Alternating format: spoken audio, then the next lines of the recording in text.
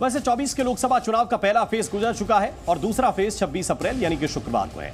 इस चुनाव में गारंटी की चर्चा सबसे ज्यादा हो रही है, लेकिन इस चुनावी गारंटी के बीच 23,000 युवाओं का भविष्य अंधेरे में चला गया। एक तरफ पश्चिम बंगाल के शिक्षकों का भविष्य है, तो दूसरी तरफ चुनाव से पहले दीदी के राज में हुए भ्रष्टाचार पर सबसे बड़ी चोट है।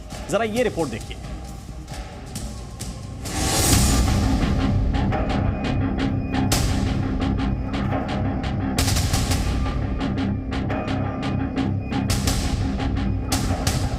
जरा याद कीजिए लाल लाल और हरे हरे उन नोटों के ढेर को जब अखबारों के पहले पन्ने की सुर्खियां बनी थी।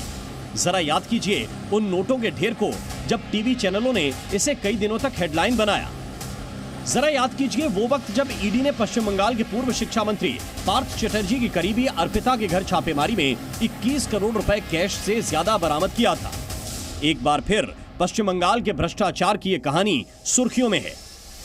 करोड़ों रुपयों के घोटालेबाज तो जेल की सलाखों में हैं, तो अब भी जांच जारी है, लेकिन पश्चिम बंगाल में भर्ती हुए शिक्षकों का भविष्य अंधेरे में चला गया। 23,000 से ज्यादा शिक्षकों की भर्ती रद्द। हजारों शिक्षकों के भविष्य का क्या होगा? कलकत्ता हाईकोर्ट के एक फैसले ने पश्चिम बंगाल स्कूल सेवा आयोग पैनल के जरिए की गई स्कूल शिक्षक भर्ती रद्द कर दी।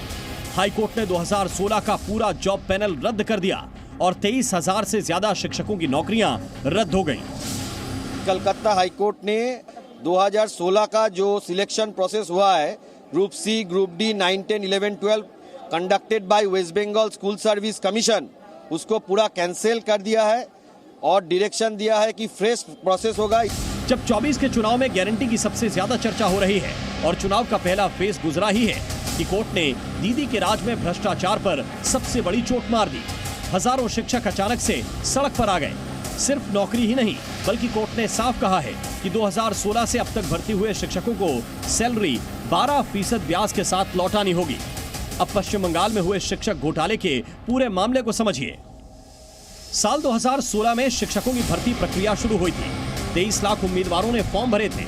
24,640 शिक्षकों के पद खाली थे, लेकिन 25,753 नियुक्ति पत्र बांटे गए, यानी 1,113 नियुक्ति पत्र ज्यादा दिए गए।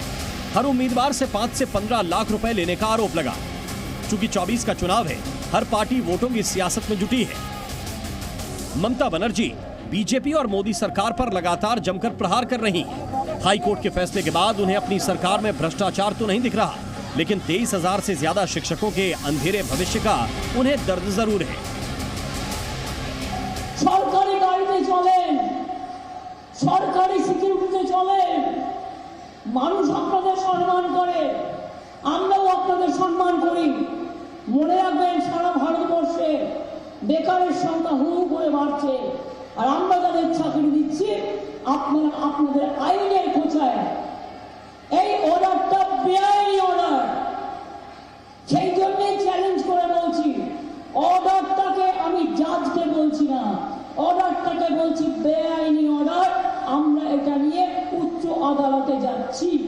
स्टेट गवर्नमेंट को रिजाइन करना चाहिए, क्यों ना ये स्टेट गवर्नमेंट स्पॉन्सर्ड स्कैम है। देखिए आज इसी इंक्वायरी के अंदर क्या हो रहा है, हमारे जो पश्चिम बंगाल के पूर्व शिक्षा मंत्री जेल में है। जिस वक्त ये घोटाला हुआ था तब पार्थ चटर्जी ममता सरकार में शिक्षा मंत्री थे। मामले में गड़बड़ी की कई शिकायतें कोलकाता हाईकोर्ट में दाखिल हुई थी। हाईकोर्ट ने इन सभी याचिकाओं पर सुनवाई करते हुए सीबीआई को जांच के आदेश दिए थे। इसके बाद ईडी ने शिक्षक भर्ती और कर्मचारियों की भर्ती के मामले में मनी ट्रेल की जांच शुरू की। ईडी ने 22 जुलाई 2022 को पार्थ चटर्जी के ठिकानों समेत 14 जगहों पर छापेमारी की। पार्थ चटर्जी के ठिकानों पर छापेमारी के दौरान ईडी को अर्पिता मुखर्जी की प्रॉपर्टी के दस्तावेज मिले, जबकि 21 करोड़ रुपए से ज्यादा नोट बरामद हुए थे। ब्यूरो रिपोर्ट, जी मीडिया।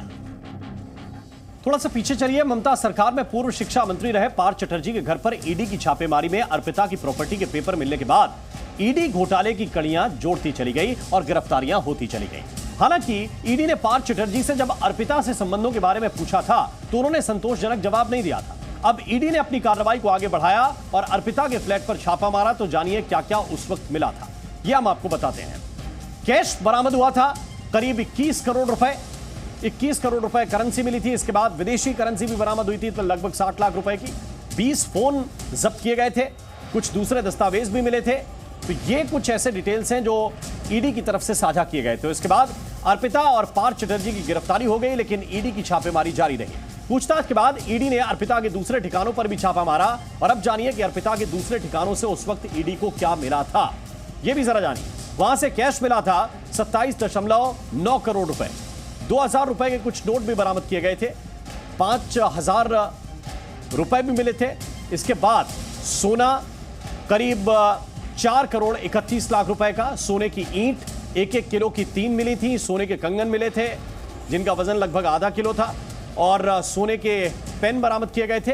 तो कुछ डिटेल्स ऐसे हैं जो ईडी की तरफ से उस वक्त बताए गए थे। और आज कलकत्ता हाई कोर्ट के इस फैसले के बाद करीब 23,000 लोगों को अपनी नौकरियों से हाथ धोना पड़ा। कोर्ट के फैसले की खास बात यह है कि सोमा दास नाम की एक महिला को मानवता के आधार पर मामले में छूट भी दी गई। सोमा दास कैंसर की मरीज है और कोर्ट ने इस महिला की नौकरी बरकरार रखी है। और आइए बढ़ते हैं आगे। जी न्यूज़।